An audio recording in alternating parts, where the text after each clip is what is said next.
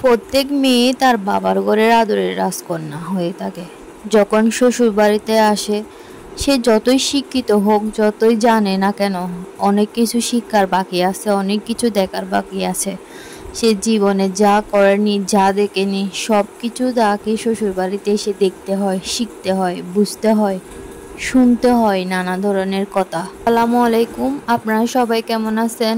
আজকে আপনাদের মধ্যে ছোট্ট একটা ব্লগ নিয়ে হাজির হলাম। আশা করি আমার কথাগুলো শেষ পর্যন্ত শুনবেন।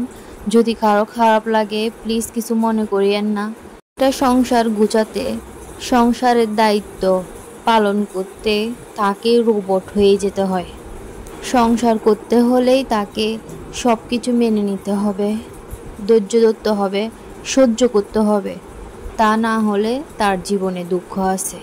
রাষ্ট্র যতই মেয়েদের জন্য সুবিধা দেখ না কেন, মেয়েদের সমান অধিকার বলুক না কেন, দিন শেষে তারা সব কিছু থেকেই বঞ্চিত হয়।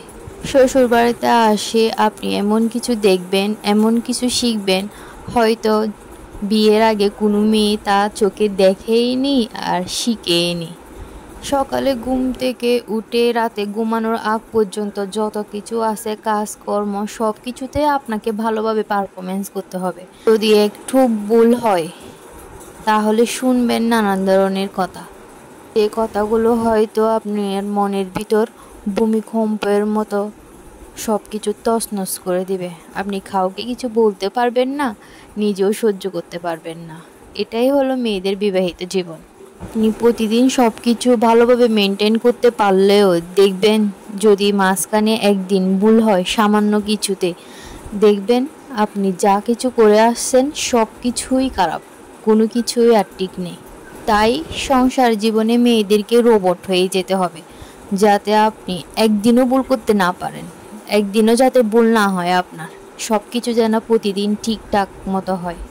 কেউ কোনো কটু কথা বললে, খারাপ কিছু বললে আপনার গায়ে লাগবে না, কিছু মনে হবে না আপনার, এরকম হয়ে যেতে হবে।